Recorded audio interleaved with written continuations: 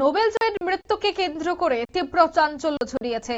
তবে এই মৃত্যু নিয়েও এবার পুত্রের বিস্ফোরক বক্তব্য। নোবেল জয়ী নেত্রী আং সান সুকির মৃত্যু নিয়েই কিন্তু এবার জল্পনা কল্পনার শেষ নেই। মায়ের মৃত্যু হয়েছে বলে দাবি করলেন সুকির পুত্র কিমের।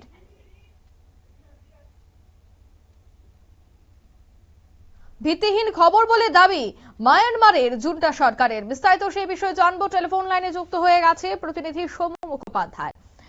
সৌম্য, ঠিক কি জানতে পারছো?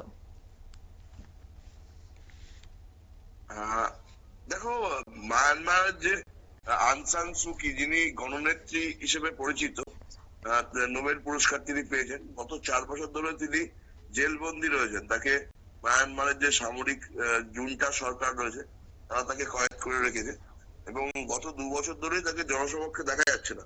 আর সেই বিষয়টি কেন্দ্র করেই জল্পনা তীব্র হয়েছে যে তিনি মারা গেছেন এবং তাকে জেলের মধ্যেই হত্যা করেছে জুন্টা সরকার।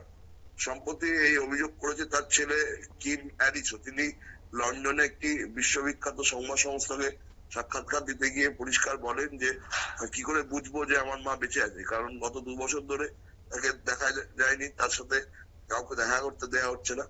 এই বিষয়টি নিয়ে যখন জল্পনা তীব্র হয়েছে তখন জুন্টা সরকারের তরফ থেকে তাদের যে সরকারি মুখপাত্র তার মাধ্যমে বিবৃতি দেওয়া আছে, বলা হচ্ছে যে সুখীর স্বাস্থ্য ভালোই আছে। যে জল্পনা হচ্ছে তার মৃত্যু নিয়ে সম্পূর্ণ ভিত্তিহীন। যদিও জুন্টা সরকারের তরফ থেকে সুখীর জীবিত থাকার কোনো প্রমাণ দেওয়া হয়নি, শুধুমাত্র সুখীর স্বাস্থ্য ভালো আছে এটা বলেই পরিষ্কার করে দেওয়া যায়। আর এটা নিয়েই তীব্র জল্পনা আছে, কারণ মায়ানমারে কিছুদিনের মধ্যেই নির্বাচন হওয়ার কথা।